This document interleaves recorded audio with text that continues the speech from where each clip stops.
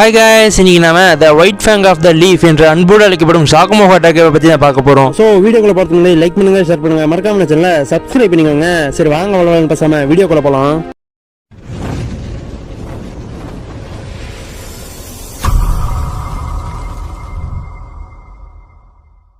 தலைவரை பற்றி சிம்பிளாக சொன்னோம்னா மினட்டோவோ இல்லை ஒயிட் ஃபேங்கோ ரெண்டு பேரில் யாராச்சும் ஒருத்தர் வாரில் இருந்தால் கூட அந்த பக்கம் தலையை கூட நீட்டிடாதீங்கடா அப்படின்னு சொல்லிட்டு ஆப்போசிட் வில்லேஜ் எல்லாம் பயப்படுற லெவலுக்கு தலையோட செய்யலாம் வேற மாதிரி இருக்கும். அவர் ஒரு சக்கரா பிளேடு வச்சிருப்பாருங்க. அந்த சக்கரா பிளேடு வச்சு அவர் அட்டாக் பண்ணா அவரோட சக்கரா ஒயிட் கலர்ல மாறும். ஸோ இதனால தான் அவருக்கு ஒயிட் ஃபேங் அப்படின்னு சொல்லிட்டு பேர் வந்து. அவர் உயிரோடு இருக்கும்போது லெஜெண்டரி சனின்ஸோட அதாவது ஒரோச்சுமாரு ஜிரையா நம்ம சுனாடே இருக்காங்க இல்லையா, அவங்க எல்லாத்தையும் கூட பவர்ஃபுல்லாக இருந்திருக்கு. யாரும் தப்பா நினைச்சுக்க வேணாம். அப்புறம் இந்த லெஜெண்டரி சனின்ஸ் இப்போ கிடையாது. இவ்வளோ பவர்ஃபுல்லாக இருக்கிற மனுஷன் எப்படா செத்தாருன்னு பார்த்தா இவர் ஒரு மிஷினுக்கு போயிருக்காருங்க.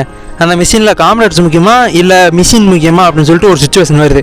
இவரும் தக்காளி மிஷினாவது என்னவாகுது, எனக்கு என் காம்ரேட்ஸ் உயிர் தான் முக்கியம் அப்படின்னு சொல்லிட்டு மிஷினை கோட்டை விட்டுருவாருங்க. அவர் அந்த மிஷின் முடிக்கிறதுனால ஒரு சில பிரச்சனைலாம் நடந்திருக்கும். இதுக்கெல்லாம் நீ தாண்டா காரணம் அப்படின்னு சொல்லிட்டு ஊர் மக்கள் எல்லாமே அவர் மேலே பழைய தூக்கி போட ஆரம்பிச்சிட்டாங்க.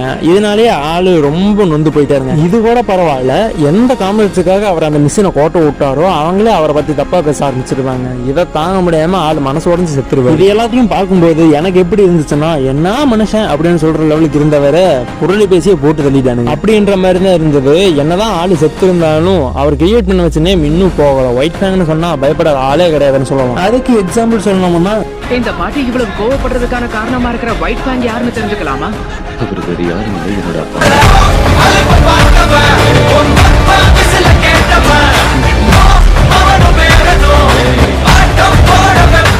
இந்த வீடியோ உங்களுக்கு பிடிச்சிருந்ததுன்னா லைக் பண்ணுங்க, ஷேர் பண்ணுங்க. இந்த மாதிரி மோர் இன்ட்ரெஸ்டிங் கண்டென்ட்டை தெரிஞ்சுக்கணும்னா மறக்காம நம்ம சேனலை சப்ஸ்கிரைப் பண்ணிக்கோங்க. அடுத்த வீடியோவில் உங்களை சந்திக்கிற வரைக்கும் டாடா பை பை சி.